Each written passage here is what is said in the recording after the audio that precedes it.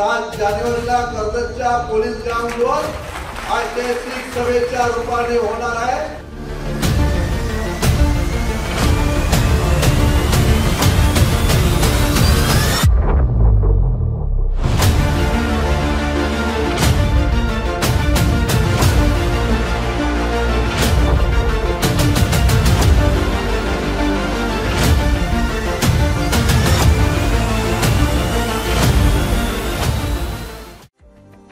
राज्याचे मुख्यमंत्री 7 जानेवारीला कर्जत दौऱ्यावर आहेत। मुख्यमंत्र्यांच्या हस्ते उद्घाटन लोकार्पण सोहळा कर्जतमध्ये आयोजित करण्यात आलाय।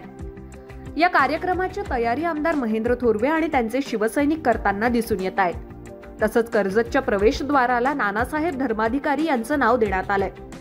तसंच कार्यक्रमाची निमंत्रण पत्रिका देण्यासाठी आमदार महेंद्र थोरवे यांनी रेवदंडा इथं सचिनदादा धर्माधिकारी यांची भेट घेऊन त्यांना निमंत्रण दिलं आणि त्यांचे शुभाशीर्वाद या वेळेला थोरवे परिवारांनी घेतले।